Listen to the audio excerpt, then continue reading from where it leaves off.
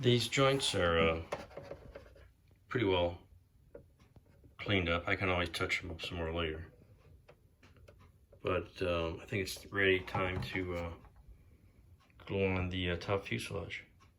Well, there we go. Let's see how this holds up. Got some weight on there. Get that joint back here smooth as we can. There we go. Put the tape here. And come back tonight, I guess. Well, it's glued on. It's pretty straight. I'm gonna put some styrene strip in these gaps here. Got lots to pick from. Fill that in, put styrene and then putty here, and you can tell there's still some touch-ups to do. You get some nice shadows. You can see a little bit of touch up there, probably with the perfect plastic putty at this point. I got to see if I need to clean this up. I think you can see that. There we go. In the notch here, I think that should come all the way to the front. I'll have to check photos. But anyway, it's a big model. Yeah. The wingtips have got a similar treatment. They're at top and bottom glued together. Had to cut this all out and fill the back seam, styrene strip and putty. And now the hinges, there's two parts, top and a bottom, left and right. And this fits into the slot here. And this goes pretty, had to trim this to fit, but there's your hinge. And it's a little, gotta glue it in the right place. I'm gonna go ahead and glue it together instead of trying to, paint it black and then mask paint it white. So it's just simpler that way. And you look at all the white consistent. So that's the two sides for the wingtips. I use this stuff in the very small cracks along the joints here where I put the styrene strip. And that should take care of filling that out mostly adequately, and covered this up here a little bit. So I'm gonna let that set up and give it a coat of primer for the next thing. Let's see if we can see that a little better. There we go. All the way up that joint, all the way up to the nose. I glued on the canards, and as you can see in this head-on shot, I've got some paint bottles under here to get them at the same height. Problem was, you notice I got one on a pad and the other one on the table. So they're not the same height. But when I look at this from the nose, I notice that the orientation of the windows is twisted relative to the wings. So probably the combination of the joint in the back and the joint in the front resulted in a tiny bit of twist. And so if I put the canards on parallel to the wings, they look twisted relative to the nose. So I set them up in kind of a compromise angle. And I don't know if you can see it that well on the from this angle, but it's gonna have to do. So the wingtips are glued on, and they've been sitting there pretty much overnight. So what I'm gonna do now is take off these clamps and things and put some putty on the joint here. Now this is on the hinge, and theoretically it's a moving part with a moving hinge, but the gap here is just a little more than I'm happy with. So I'm gonna use the perfect plastic putty, which is got, I like it because you just put it on, and for these very small gaps, it's very forgiving because you just put a little in here, and I just use a toothpick or something to spread it out, kind of roll that in there and get it in that crack as much as you can. I suppose you could even use a brush or something to get it in those little cracks. In fact, let's try that. I've got a, somewhere in this tray, there we go, a little brush that I've used to kind of get stuff off. But it can be used to get the putty in those cracks just as well. And the idea is going to be, once you get it in there, you don't have to let it set up in sand. The rest of this crack is fine. Sometimes I'll put some thick old paint in there. But now the only thing you have to do is take a damp Q-tip and wipe the stuff off. Of course, I got it in these side pockets, but that's what the other toothpicks are for. Just take the other end here and you'll wipe that out. Or when you're handy dandy scribing tools, whatever's handy, and clean out these side pieces, and you're good. You're good to go. And that process is very useful for joints like that, where you just want to fill in a little bit of a crack in here. And I'll do the same thing on the other side next. Cutting apart all the ailerons, because this is the bottom, has this nasty seam on it, and one of them, like I mentioned earlier, was broken, so I had to rebuild one anyway. And this will enable me, give me an excuse to sort of feather them. If a lot of photos you see they're slightly drooped at different angles, and it just looks more dynamic that way. So I'm simply gonna cut all these, you know, using a combination razor saw and blades, and we'll trim these off, sand them together. I got the other half done, laminating up some plastic to fix the broken one, and then we'll clean these up and we'll glue them on before painting so they all get a uniform paint finish. I separated and cleaned up all the ailerons, and I had to replace the one that had a broken tip, and so I'm now gluing them in at all slightly different angles, kind of give a feathered effect. And I got them propped up at different shims here to give them some of my random approach to that. So there we go. With all the assemblies complete and the ailerons attached, I gave it a couple of localized shots of Stynol Res, or however you pronounce that, primer, and cleaned it up. And you can see I got the little wheel well sponge mask, and I'm gonna go give this a some spray can Tamiya primer. I made the mistake of actually using white. I should have used gray to cover the joints on the top. That would have given a uniform undercoat. I actually may do that here on this white one that I had to replace. We'll see.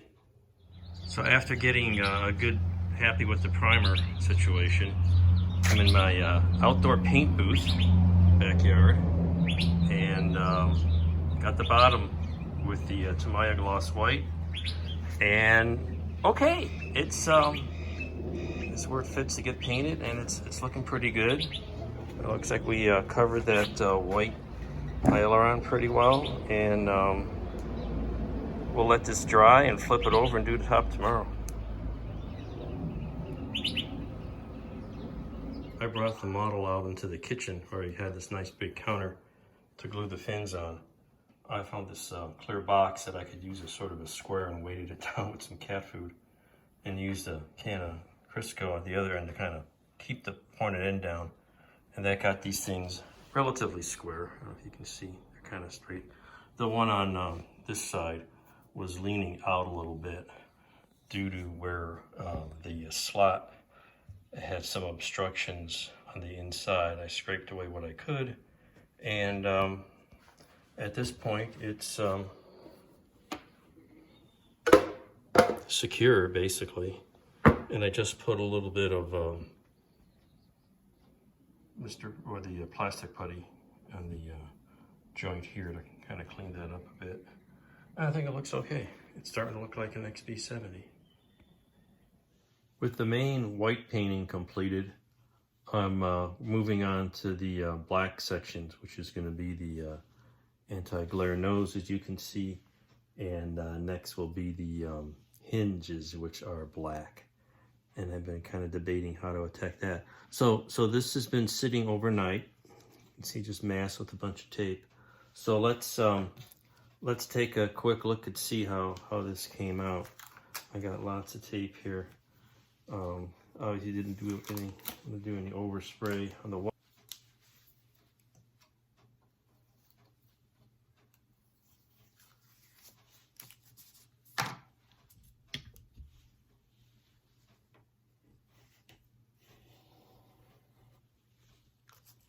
As I mentioned, got rid of the paint booth because this is just too big and I was painting small areas. So open the window and get a fan. I got the respirator mask on.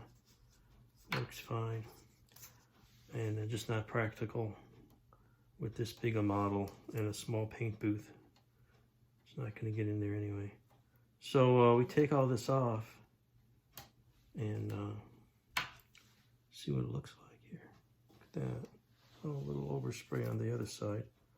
Clean that off with a toothpick, I think. Well, you can't see it. I didn't glue the pitot tube on. I think I'm going to wait till the very end because they tend to break off anyway. And then use some tweezers to remove it. And of course the window panes, they're very securely taped, and that'll probably be the last thing to come off just before the model goes on the shelf. So it looks pretty good. We'll work on those hinges here next. It's a very slow process getting these masked because there's this zigzag pattern all along the bottom, and I did check, I took some photos my last visit to the museum, and it definitely shows those brackets there on the wing part, not just the hinge, is black, so they get painted. I'm going to do the other side. Well, there we are. Don't look too bad. This is always the fun part, taking off all this tape. I used Tamiya black, mostly gloss black. Mixed it a little flat just because I didn't want it too glossy, but it came out glossy, looks nice. So we take all this off. And it is glossy. I looked at photos I took of the real thing. And this is really all painted like this. Look at that. It's like magic, isn't it?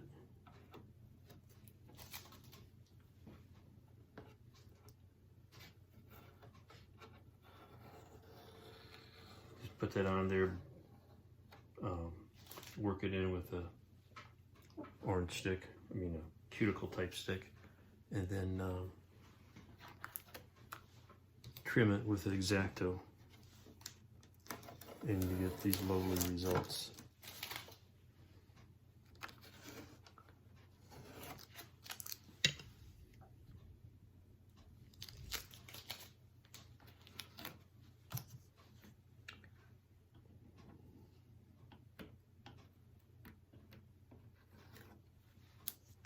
Mostly lovely.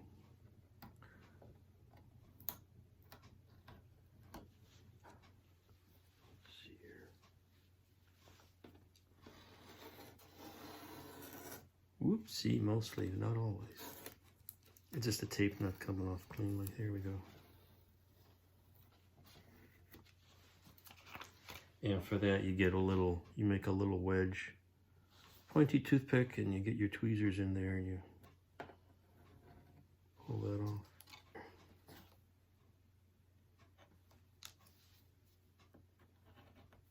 Or it's burnished down too hard.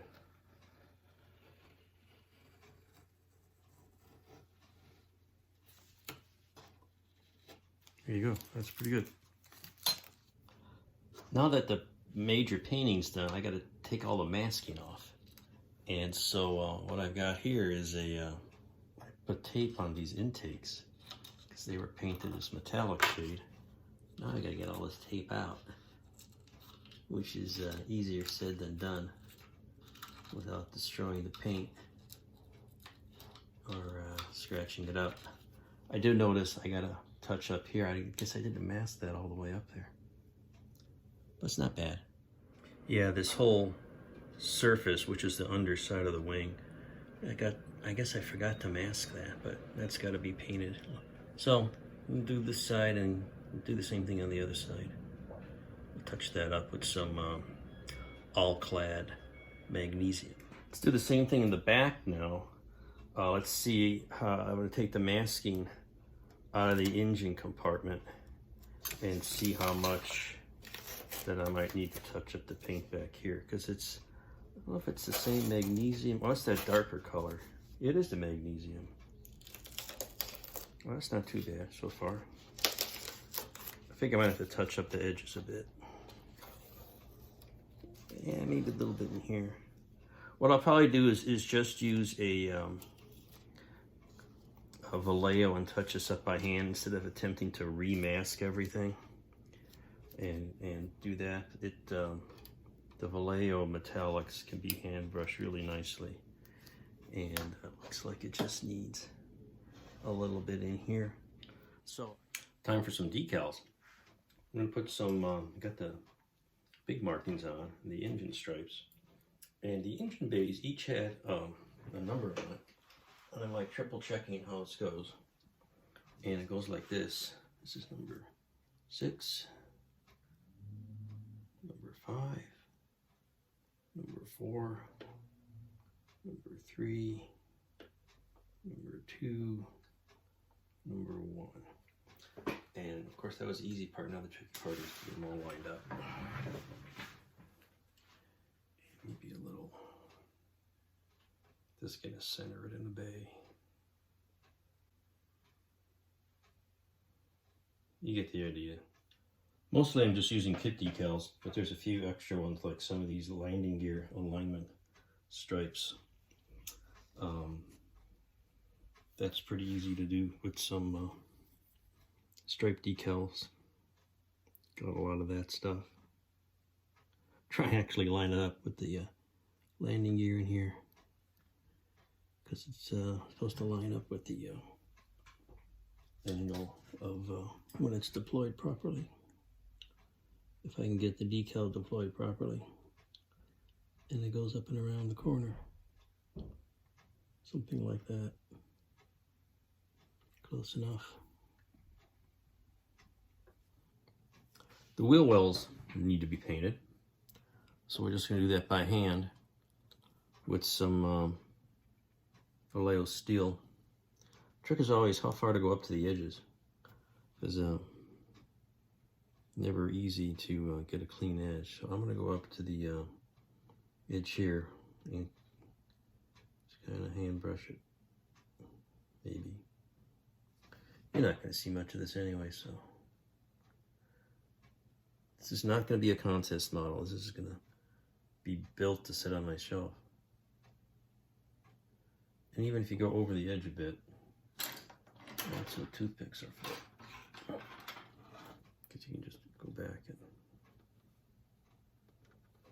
scrape that off. Here we go. Got the nose probe glued on, but now I need to ferret it in a little bit. And the top of it actually has a continuation of the black anti-glare. So I'm going to do that with a little strip of decal. Let the perfect plastic putty set up, ferre that in some, and then we'll do that. But it's coming along. Getting to some of the final steps, as you can see here.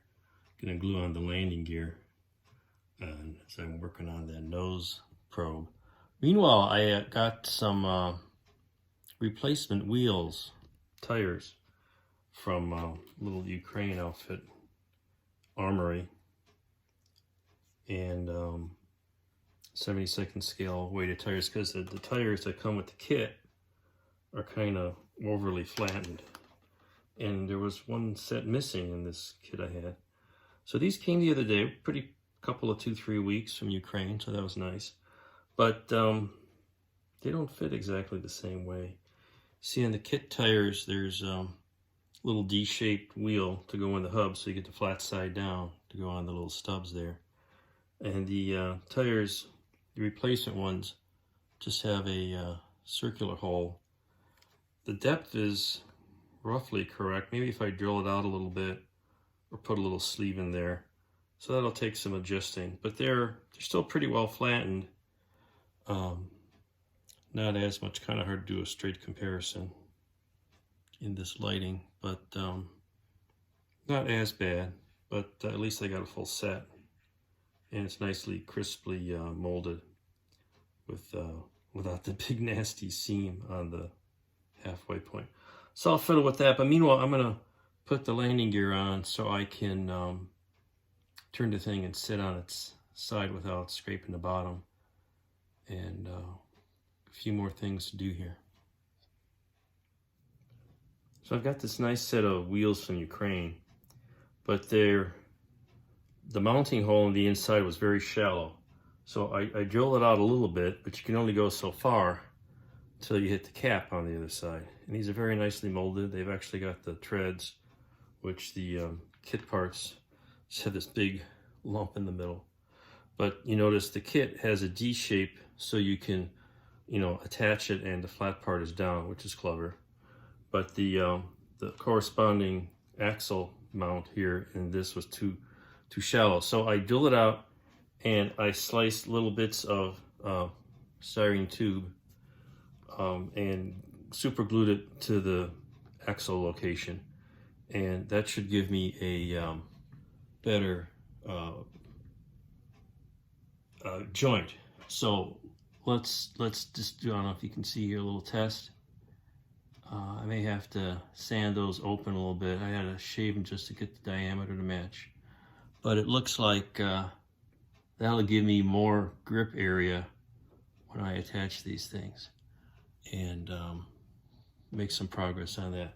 So I'm gonna let the CA, again I did another layer just now, and we'll let this whole grouping here solidify with those additional shafts, cowls, whatever you want to call them, on the inside, and then we'll paint the wheels and get that going. Meanwhile, there's this little detail on the nose probe, has actually black on the top. So I cut a piece of some decal stripe and applied it to the section here. I kind of freehand, well not freehand, I used a little circle template which had a nice curve on it, and put it on this section here. I'm gonna apply some setting solution to get it to conform just around the top, and I may have to touch up some of the edges here because I put a little putty to fair in the nose probe to the rest of the aircraft. So a very tiny bit of paint touch up probably be needed.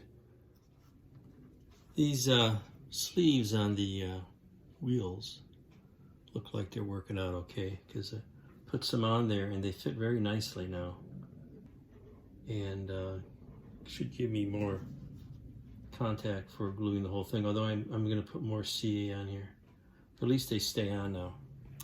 And additionally, I've been working on the engine area.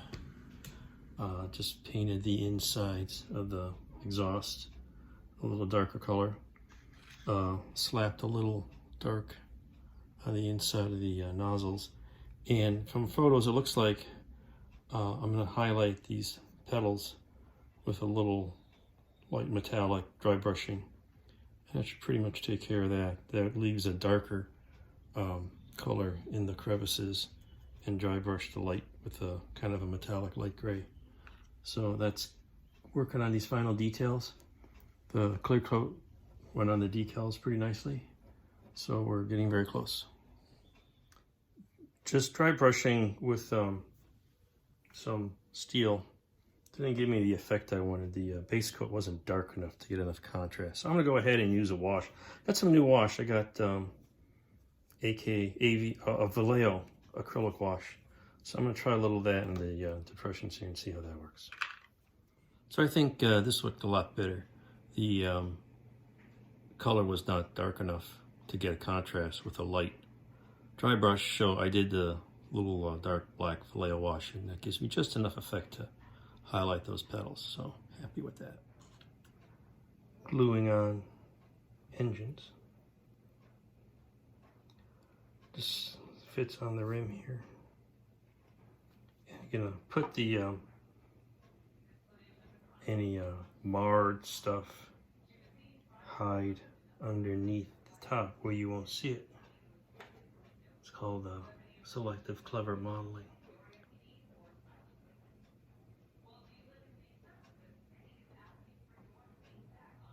So we find the ugly part.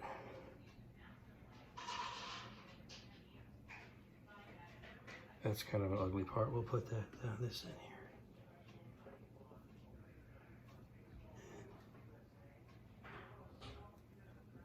There we go. Just enough differentiation. A little shading, a little wash in there. So it's pop it just a little bit. Nothing dramatic. I airbrushed the wheels with Vallejo steel, like the landing gear struts. And then they've got these masks that came with the Ukrainian tire wheel replacement set.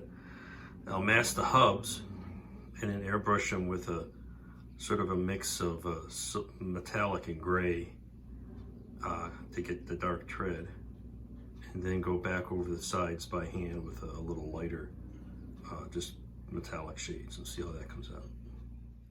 So with the wheel hubs all painted, you get these nice masks, and you just peel off the hub part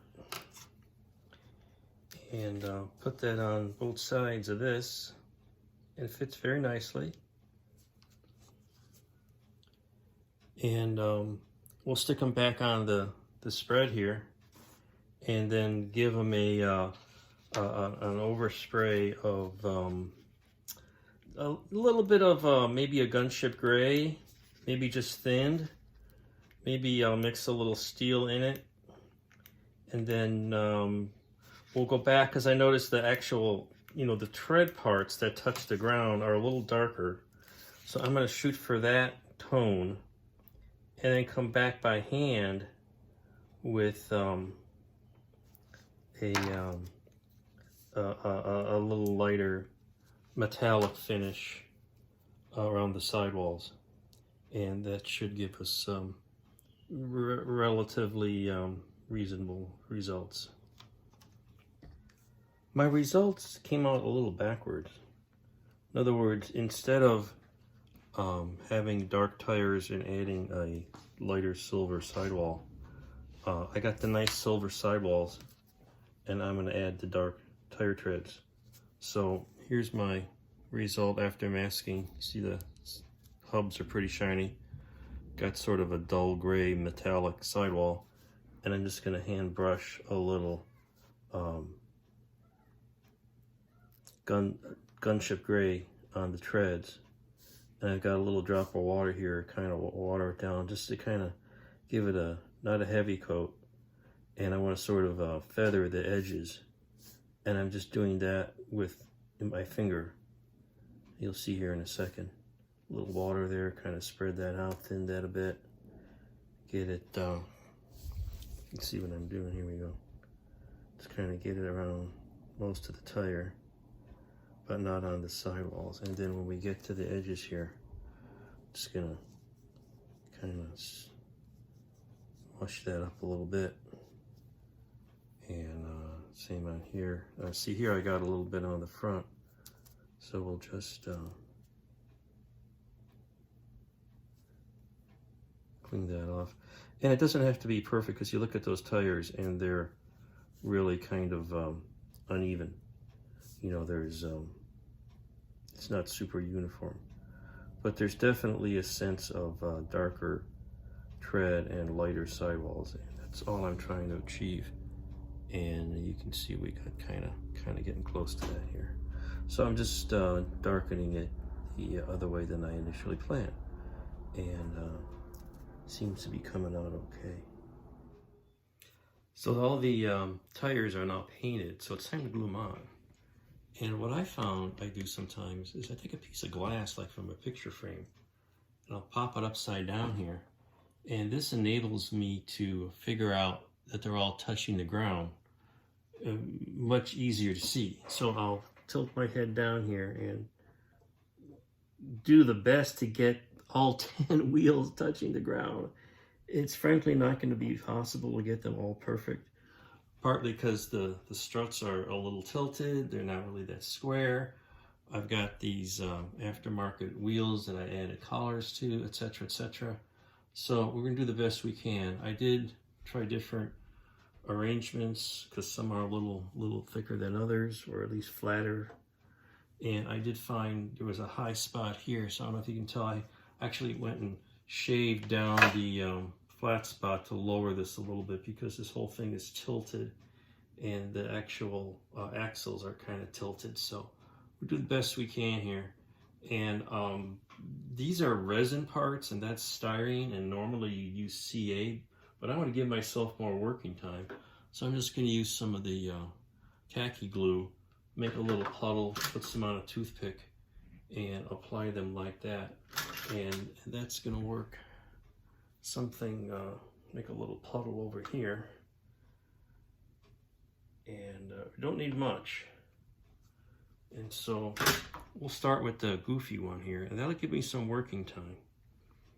And take a toothpick, put a little dab of glue, that's even too much. And just knock a little glue in the middle of that thing there. And this stuff is great glue, it'll hold it on.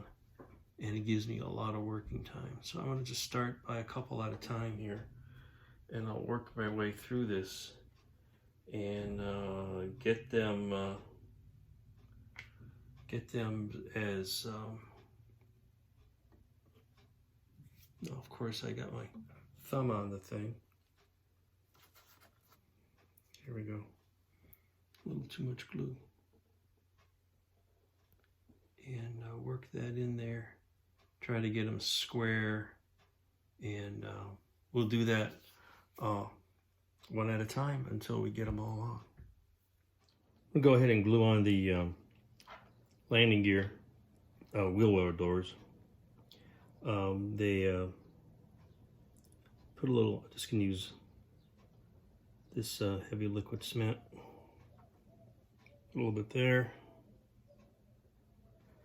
a little bit on each of the they got these little tabs that supposedly are used to hold it, but the tabs here aren't really long enough to make much of a connection to the corresponding locations in the gear wells, but make that work. That works. And then the front one fits a little better. Similar problem, it's less than ideal fit, but it'll hold it on. I've already checked the fit there earlier. Here we go. Make sure that's centered. Well, let's see if we can turn this thing over so we can take off the masking. Got the landing gear and the doors on. And we can do that without running into anything. That'll be a positive.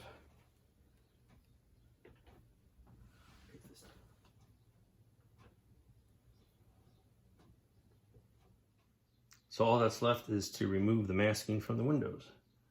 That's always kind of fun. Here we've got 3 forward-facing windows and 2 on each side that were added on. And I usually like to use a toothpick or a knife to get a corner. And it's all done with tape. So the trick is, did I get the tape in as far as I think I did? Because it's got a lot of paint on it. We'll find out. Usually you can always scrape off any excess. There we go, that's good. Yeah, I expect to see more tape under here. Have we seen any of that? Hard to get very close here. Still allow me to work on this thing and where you can see it. Here we go.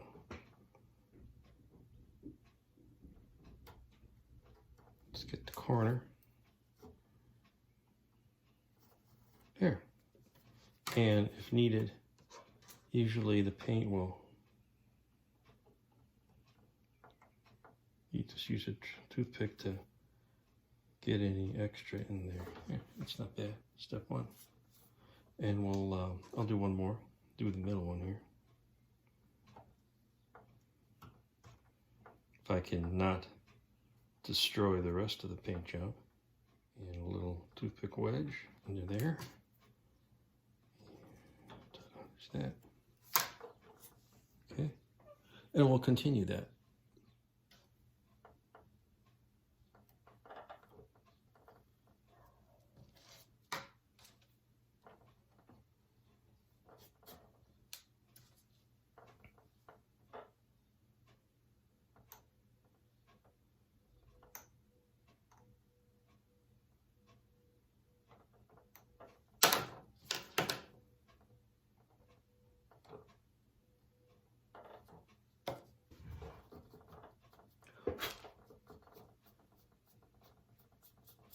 That looks like something. And there it is, the final product. That's been sitting in my garage a long time. And finally got to putting it together. But it's such a monster, you're hesitant to, you know, or how do you attack this thing? But I think it came out pretty nice. It's not perfect. There's a lot of little flaws if you look around. But for the most part, it's going to look nice on the shelf. And that's kind of where I am right now with my model building. It's a collection, you know, I'm not building for contest necessarily. Building to have stuff on the shelf, have a collection of interesting looking models. Mostly prototypes, experimental 60s stuff. And this certainly fits the bill. Hope you enjoyed the build series on this thing. And we'll see what we're going to do next.